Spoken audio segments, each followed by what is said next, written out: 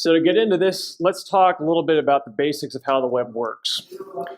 Going really back to the initial conception of the web, in its most basic form, the web is a way to publish documents. All right. So if I wanted to publish a document, what I would do is upload it to a web server. And then that server is going to host it and distribute it out to my audience, right? And that's the publishing flow. Now, of course, the big deal with the web early on was the fact that you linked from document to document, right? With the hypertext. That's the big idea. The server was just sort of an implementation detail. It's how we did it, but that wasn't necessarily the key of this thing. The key was that it was the web, documents linked to each other, and without a complex top-down hierarchy, it can be a free and open publishing platform. All right, and that worked pretty well, and it got popular. And after a while, we started want to do things that we couldn't do originally on the web. We wanted to have things like Wikipedia, where you could edit the page in line. We wanted to have things like Twitter, where you could put little status updates out, right? So to deal with that, we started to put application code. And I think my computer's frozen. Give me a second. There we go. Started to put our application code into the server. And along with that application code, we began to put databases onto the server. Right? And this is how we began to have more dynamic behaviors on the web. And we moved away from the Web 1.0 conception of documents and links to the Web 2.0 idea, which is that we're going to have rich applications running on top of the web platform. But these applications live in the server. Your application code, your database, your source of truth, all going to exist inside the server. And these computers, with their web browsers, are what you call a thin client. They're just rendering a UI. And the core of that application is up on the server. Now, the good thing is that works really well. The cloud has been, in a lot of ways, an enormous step forward for computing, both for developers and for end users. Everybody benefits from the fact that it is always available. These servers are kept online all the time. They're managed centrally, and they update automatically, right? So you don't have to go and update individual computers. Everybody's just on the same page. Handles a lot of data, scales up really well. As an end user, I don't need to worry about synchronizing my devices or losing a hard drive because I can just reconnect to my account on a new device. There are a lot of benefits to the cloud. So we got to the point where we started to say, well, you know what, let's just do everything this way, right? So here we are now with these enormous servers up at the top. And it's gotten to the point that if you're going to do something that even in its nature is a peer-to-peer transaction, like for instance, sending a file from one computer to the other, well, how are you going to do it? Of course, you're going to use a service, right? You're going to stick it on Dropbox or Google Drive, and that's how you're going to get the file over to somebody. So we have what I would call an architectural monoculture. Everything is done client-server, regardless of the actual needs of your application. All right, well, what's the problem? If it works, it works. What's the big deal? Well, first of all, the answer to that can't just be that you don't like Facebook. Politics are a good reason to set yourself out on a project, but you actually need to have deliverables, right? What are we trying to fix? Well, if you talk to web users nowadays, probably the number one thing they'll say about the web, if you're asking them what they don't like about it, is that it's a little bit creepy and that you don't own your data. You don't own your network. Now, let's drill into these individually. First of all, for whatever reason, the web has never evolved a way for users to send information from one device to another with complete end-to-end secrecy. If you're really advanced, you can figure it out using something like PGP, but for the most part, all the data we send goes in the clear through a third party. So we're talking about emails, and we're talking about documents, we're talking about office information, right? Intellectual property is going into the cloud, and in a lot of cases, it's sitting in a warehouse somewhere in plain text. Now, a part of our obligation as software engineers is to protect users' data. And in that regard, we're not doing a great job. This is a security limitation in the way that we're doing things, and we ought to move past it. There's also an element of a lack of trust, I think, that this sets. Because users at this point are accustomed to the fact that they expect to have their data mined. And that is going to eventually cause our user base to lose trust in what we do. And that is just something that we should not allow. All right, next problem. lack of modifiability. So show of hands, who here recently has had a pull request merged into Facebook? Nobody, right? You can't do it. The lack of end-user modifiability is a freeze on the amount of innovation we can use or put into work on the web, right? If users can't solve their own problems, then they're going to have to wait for companies to do it for them. There's not a whole lot of a fine-grained control about what your experience is like on Facebook. Everybody gets the same thing, all right? So we're losing opportunities to do interesting things or to make decisions for ourselves. I'm a hacker. I want to be able to edit my source code. Somewhat complementary to that is a lack of ownership of your actual data. All of the data is being stored into a database in somebody's server. So even if I did have all the source code to Facebook and I deployed it on some server somewhere, I still wouldn't be able to message my friends or send out a friend request or see their feeds, because actually all of Facebook is stored on the internal data structures and the internal data networks of Facebook. Right? It's not a federated system. So they would have to completely re-architect to support that, and they're not going to. And so users lack ownership of their data, they lack ownership of their networks, and they lack ownership of their code. So why talk about getting away from a client-server monoculture? The reason is that we can improve the privacy of the web, and we can also improve the ownership of the online experience for people. Now, talking about this a little more dryly, and specifically, you could say it's an architectural deficiency. We've put a whole lot of work into making the client-server model work really well. Tons of resources, and it's been doing a great job. But the peer-to-peer story on the web is pretty anemic. Now, broadly speaking, you can think of the web as an application platform for networked applications. Right? If you're going to have a lot of users working together, you use the web. And so it would make sense that we have not just one design for how our networking is done, but some flexibility in this. Then not only can you do client-server, but you can also have peer-to-peer architectures, or even better, a hybrid of the two to match exactly what you're trying to accomplish with your application. So we want some flexibility in how this is done.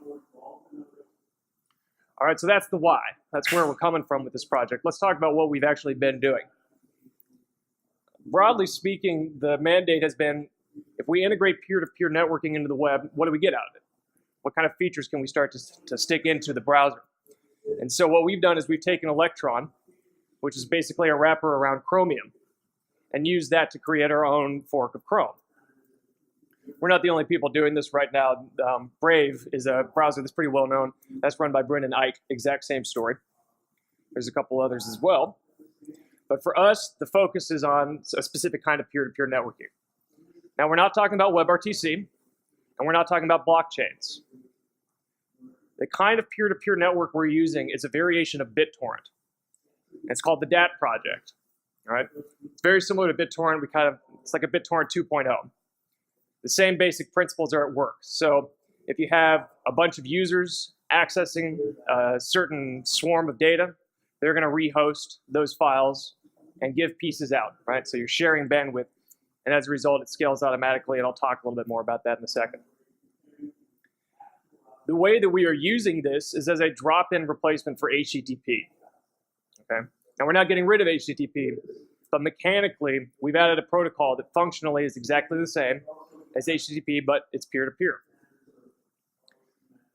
And as a result, you have this automatic bandwidth scaling because users share bandwidth, but also any device can become a server in an ad hoc fashion. I could use this laptop, make it a server if I wanted to. You use a mobile device, right? Anything. Also, cloud servers, as usual, can access the network and serve on it as well. So let's go back to our diagram of how publishing works on the web. In our model, rather than I want to publish my document here or publish some media or a JSON file or something, I'm going to do it directly. I'm not going to use a server to do it. I'm going to be the server. And somebody that's requesting it will download it directly from my device. Okay? Now, real quick show of hands. Everybody here, raise your hand if you are familiar with how BitTorrent works at a basic level. You've used it maybe. Okay, so like 2/3 of the audience. Okay. So we'll step through exactly what happens. The person on the right, they're the first recipient of the website that we've created. and we've served it directly from our device. Now somebody new comes along, a third party, and they want to download this website. What happens is that rather than just one server, my computer that published the site in the first place, we now have two servers. We have my computer and the computer that downloaded it from me. And the third party could receive those files from either of us or both of us. And this compounds over time so that as new people come into the network, they add in their resources to host files for other people. And it scales up and up and up like that. Now, participation is not permanent. It's going to depend on how we tweak it, but the way it works right now, for a short period after visiting a website, you will automatically rehost it, give back to the person that gave you that content. It's kind of an altruistic concept. And we call this the swarm. And it's kind of like a distributed server. It's like all of us are working together to comprise one server logically. The swarm has some pretty interesting end results. Most of them have to do with cost. Because you are sharing bandwidth with the network automatically, you don't have to pay the burden, pay the cost of all that outbound bandwidth. That's actually one of the most pricey resources for hosting online. It's about 10 times as expensive as disk space. And if you're trying to get to a world where users are able to independently publish websites or content, this actually gets pretty important because you can imagine somebody makes a video and it goes viral. You're talking about a lot of bandwidth. And if you just had an HTTP server at somebody's home, even if they actually managed to handle all those requests, we're talking YouTube kind of scale here. You're talking a lot of requests, a lot of bandwidth being used. They're going to have to pay for it probably, depending on what their ISP situation is like. So the cost reduction is actually an important enabler for making it possible for you to publish information that gets popular and not have to rely on a really big vendor like YouTube to actually shoulder the cost of that bandwidth, right? The network makes it cheap. The other thing that it does, and that I think is actually a little more interesting, is that it makes it really, really cheap to allocate new websites, okay? Because in this network, each website, rather than being addressed by an IP address, like we normally do, you're talking to a computer. Instead, what we use are public keys. These are cryptographically addressed websites. So you can allocate a new website simply by generating a new random key. It's very easy to mint a new website, and you can make as many as you want. And this really shifts the way that you think about how you build an application. Because now, traditionally, you would think you got your client server, you got a server somewhere, and you're going to put a database up there, and that's how you're going to publish information. Well, now it's very, very cheap to allocate new websites. So why not instead just create a new website and start putting the user data into that website? Anytime you have a new user account, create a new website for it and start sticking the data on there as JSON files. It really kind of shifts up the way that you think about how an application has to be built. I'll step through it in a little more detail here. Before we get into the mechanics of building an app, the first thing I wanted to make really clear is that it's a file-based data model. It's almost kind of Unixy. We're going back to the idea that everything is a file. All the data in the network is a file. And as a result of the protocol, when you go to a site, you can actually ask the browser to show me the file listing. And it'll take you into an Explorer kind of interface, and I'll show you in a demo in a second what this looks like. But you can actually get a full listing of the application or the website that you're visiting. You can see all the files, you can open up the folders and see what's in there, and you can read. And so this is at the core of it. It's all just files, and it's like a bunch of static websites, really. In addition to the DAT protocol for browsing around, there's a web API that we've added, which allows you to read these files and write the files, get the file listings, and also do things like watch for changes on the network, which ends up being really valuable if you want to make real-time responsive applications that sit there and watch these sites for newly published information. Right. Now, I'm hitting you with a lot of concepts, but we're about to wrap it all together. At the moment, the way this works is when you create a site, you become the author. Nobody else can change it. It is bound to your device. All right. So to wrap this all together, let's go by an example. Suppose we wanted to make a Twitter clone. Traditional way to do that is we create a website and a web server, put it up in the cloud somewhere, get a database. A user that wants to get onto our site would access the server and would say, hey, create a new profile for me. The server would say, fine. It would create a new record for you in its database. And then it would publish that information by merit of serving to clients that ask for the information. Right? That's the traditional model. All right, so how would we do a peer-to-peer version of our Twitter clone? What we're going to do instead is we'll ask our application, hey, please make a user profile for me. And instead of talking to a server, it's just going to create a new website for you. Create a new peer-to-peer site. And inside of that site, it's going to write your information as JSON files. Now, the code for this is on your device, right? There's no server involved. This is a peer-to-peer website. All the code comes down to your device. It decides to mint this new website for you to store all of your user data. And now the distribution mechanism is through the peer-to-peer network.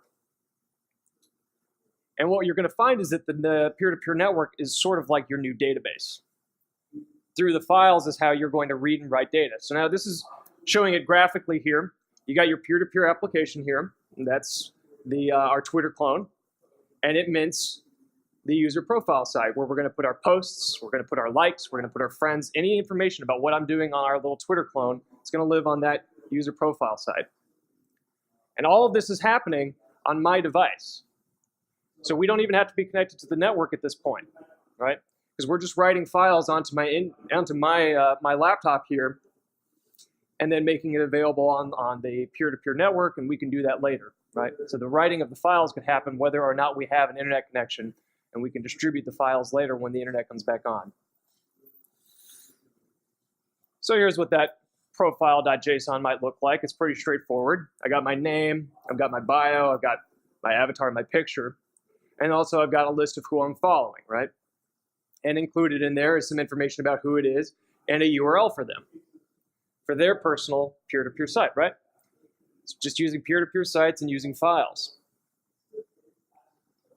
So now you might ask, let's make a listing of people that I know, right? Let's say I'm following 3 people and I want to get a nice list of all of our faces and all of our bios and things like that. Well, first we'll say, let's render mine. So we'll access my profile.json. That's already on my computer, so we can just read it, easy. And then we've got these 3 people I'm following. So for each of them, I'll find their peer-to-peer site on the network, and I'll download the profile.json for each of them, right? It's got all the information I need. And then we'll aggregate that information into a table, maybe in memory, or we can write it to a disk if we want to persist it so that we don't have to access the network in the future. And then rendering is pretty simple. Just like you would be doing this in a normal application, you're just going to iterate through your table and you're going to pull the data out and put it on the page, right? And this pattern has worked well enough that we've actually standardized it into a database that lives in userland, which we call IngestDB. So here you have these peer-to-peer websites, and I'm showing here for the first time a little glimpse of these public key addresses. This is a shortened version. It's actually 64 characters long of these URLs. These have files on them. And so IngestDB says, okay, hey, I know that on the posts folder, if there's a JSON file inside the post folder, that's like a Twitter post. So scan for those. And when you find them, ingest them, eat them up, and put them into a table for us. And we actually store that table inside of IndexedDB so that we can run nice, fast queries against them, right? Then let's say you want to make a change to one of those posts or you want to make a new post. Well, you're just going to write a file, a new post/3.json. You'll put the new post in there. It'll ingest its way back into our table, right? And this is the data model that we've been using for this system to build applications. And I'll show you an example application that does just this.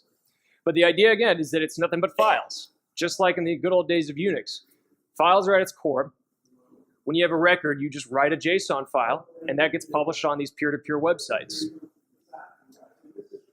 So, okay, that's the data model we've been working with. And you know what? Let's just skip these 2 things. I'll get to these later. Let's just get straight to a demo so you can all see what I'm talking about here. All right. This is Beaker. This is version 08. It's not yet released. Let me move it down a little bit so we're not cut off there. All right. So y'all are going to be seeing some stuff that not many people have seen yet because this is all still in development. So we may hit some bugs, we may hit some crashes. Let's hold our breath.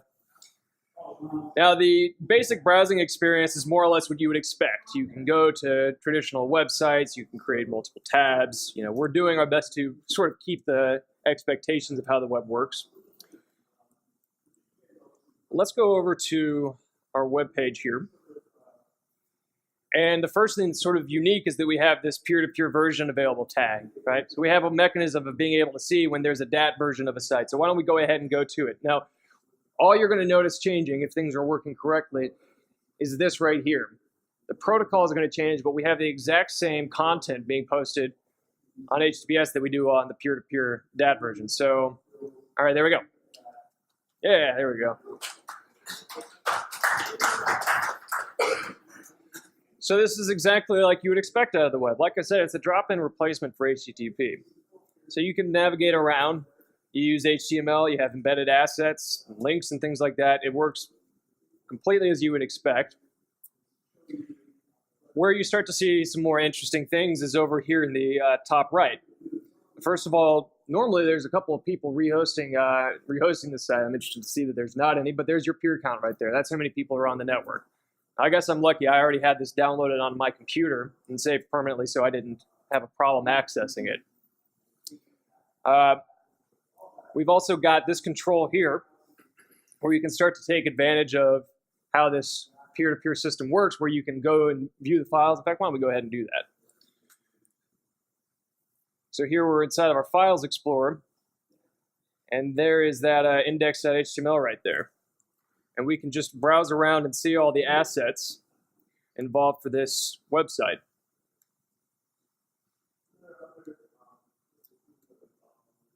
Okay. So again, it's all just files. Yeah, go ahead. So I'm assuming that binaries for your downloads aren't there, or are Binaries for our downloads. like your active Electron app. Oh, right. We're not distributing it on it yet, but at some point we absolutely will put it on there. Yeah.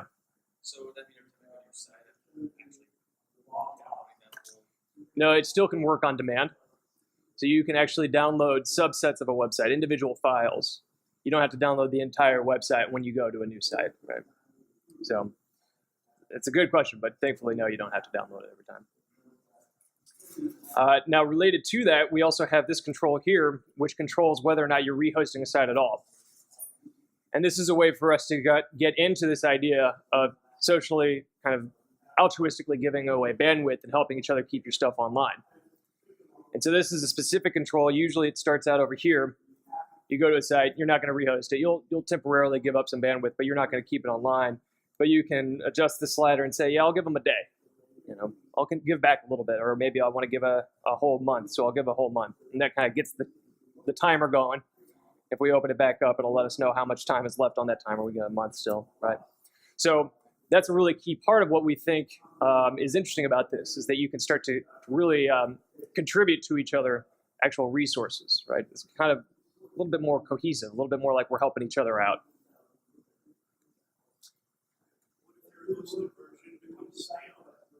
It will stay into the swarm and watch for updates. So the likelihood of you getting stale is pretty small. All right, now I'm going to cheat over here and look at my demo outline. Yeah, right. Why don't I go ahead and create one of these peer-to-peer sites? So again, it's very easy to publish directly from a device, and that allows us to have this cool button right here in the menu just to create a new website. This interface is a little janky. We're still working on it, but let's go ahead and make our PDX node PHP site. All right, it just dumped us into our little file explorer. And we're looking at our site here. We're a little crowded for screen real estate. I apologize for that, but here's the site that I created. And by default, it sticks in this JSON file, which is a manifest file. It's including information that I just entered in as well as the URL. Now let's stick in some files here. Let's bring in a picture, let's say. So how about I jump over to a pictures folder, and all right, some cute cats. That's cool. So I'll open up the URL here, and I can take this URL, give that to anybody on the network, and they'll be able to download it directly from my computer. File sharing built right in. Now you'll notice it's a pretty enormous URL we got there. That's the 64 character public key, all right? We have the ability to use DNS, which is exactly what you saw earlier.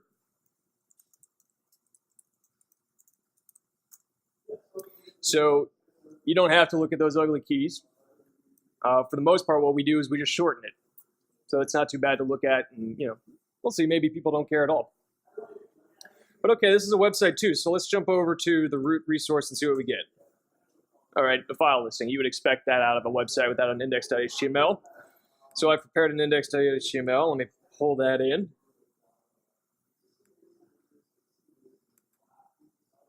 All right, I'm going to refresh the page.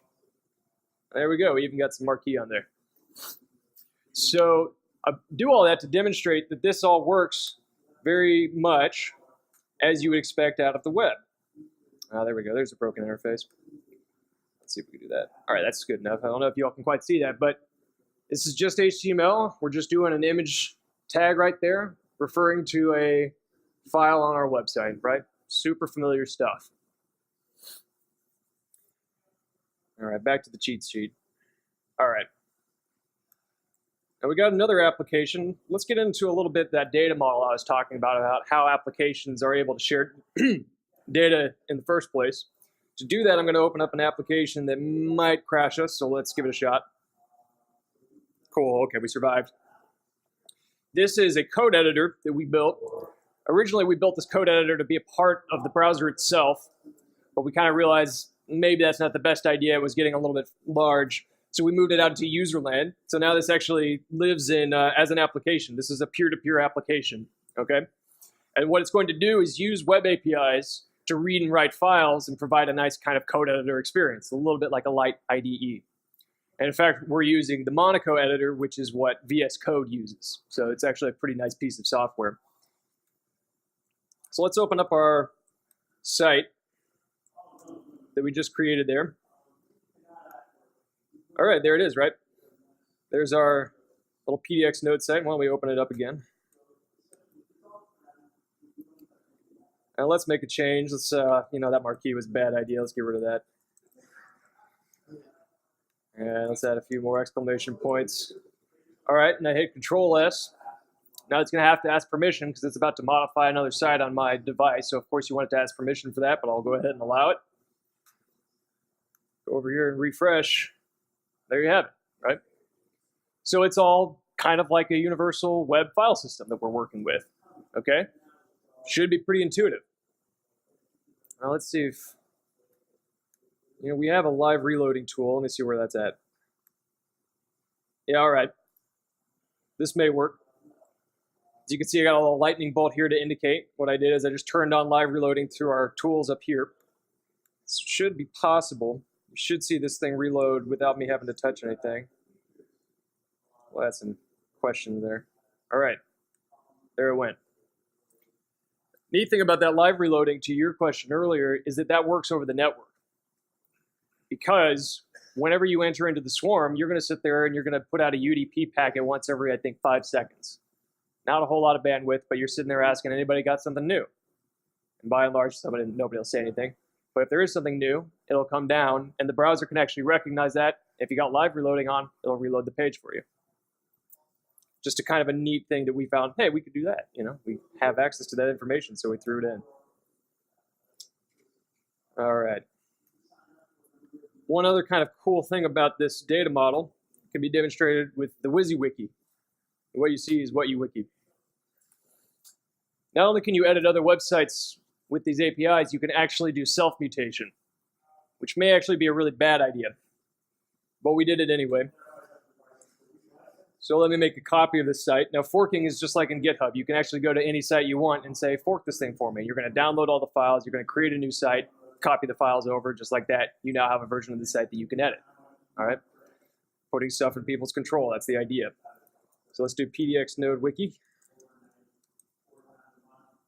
create our fork. This will happen fast. All right, done. Hit the edit button. And let's get some cool styles on there. Hit the save button, and we did it. We just mutated the site using its own code. Using the WYSIWYG controls inside of there, we just wrote to the source code of it and changed the content. So actually, why don't we jump over to the File Explorer and look at the index.html. I'm not going to be able to. Well, I apologize. I went and broke our view source tool, so we can't see it. But inside of there, you would find that we actually just modified the index.html, just wrote directly to itself. Why not? We might at some point have to rein that back. We're not really sure what the security profile or something like that's going to be. But for now, we figured it's kind of cool. Makes it easy to make nice self-modifiable websites for a wiki like that. It's actually a pretty handy use case. All right. Now let's bring it all together with one last idea. Earlier, I was talking about the JSON records and sitting there and watching them in IngestDB. Well, after writing that for applications, we actually realized that we wanted to put some application features in the browser itself. So IngestDB is inside the browser as well. And we've used that to implement some application-style features in the browser, starting with the ability to create public bookmarks. And apologies to the guy from Pinboard, but we've just been ripping off all of his good ideas. We've got tags on the bookmarks. We've got notes, so you can say why you bookmarked it in the first place. And you can see here, I'm following my co-founder, Tara Vansel. And I can narrow down to the bookmarks that she's made public. So each of us has a personal site, a sort of a profile site that's automatically generated for you when you first run the browser. And that is where we're publishing these bookmarks. So I can jump over to a new site. Let's find some random link on Hacker News here. Cool, that sounds great. Let's share that with the world. So you just go down to this control and make it public. And there you go. And what just happened, let's head over to our file browser here. Let's go to my user profile and my bookmarks. That was under Bloomberg, so there it is right there. There's the bookmark that I just published, just as a JSON file on my profile side. Now let's look at that site structure again real quick. This is exactly what I was talking about a moment ago. I've got a profile.json with my name and my bio and all that information about who I'm following. And then underneath the bookmarks folder, we have these JSON files, which are all my publicly published bookmarks, right? So hopefully you kind of get an idea of how these applications work and how this is what's going on underneath, just files. But through that, we're able to build applications that have the kind of features you would expect out of the web. And we're planning on taking this to the point where, first of all, you can have sites that you publish in sort of like a shared wide area network file system. Where you can see I'm following Tara, so she's actually in my file system. And I can look at the things she's published, and we're going to narrow these down by type. So you can have applications or music album sites and things like that. And then perhaps we can even get into an idea of helping each other automatically host the content that you publish, like your profile and things like that, so that we never need servers at all. If you have a good 10 people following you and contributing bandwidth, then by and large your social network should stay online by the merit that 1 in 10 are probably going to have their computer on, right? And we think we can take this pretty far before we release OA. We're probably going to put in a timeline as well, so you could do the equivalent of a tweet inside the browser and things like that. All right, so that wraps up the demo. Let me just wrap this all up with a really, really highly biased timeline of the web, both past and future. This is kind of fuzzy, but we'll go with it. You look at the 90s, you have what I'm going to call the academic/hobbyist web. It's kind of ugly. It was cool. Everybody was into it. And some pretty amazing things happened. Amazon and Google for sure happened at that time. And Yahoo was pretty amazing when it happened too. But it was also kind of, it was a web that only its mother could love. You had to be thinking big to really care about it. Around 2000, we got kind of more Web 2.0, right? That's when we had Ajax happen, HTML5 happens. Things get really, really commercialized at this point. And it's actually, if you think back on it, it was pretty amazing to have some of the new products coming out. Like I was in maybe high school and we were printing out MapQuest maps, and that was just like the biggest thing in the world. It's easy to forget how exciting those times were, especially because after 2008, it kind of slowed down. By 2008, we kind of stopped experimenting as much with social stuff, started to be more about sharing content, so stuff like Pinterest and Imager and some of the different media platforms kind of took off. And really around that time, these three guys won the show. And that's why I would consider this the corporation-driven portion of the web, where they are deciding what we're going to do with the web platform for the most part, not so much Amazon, but definitely Google.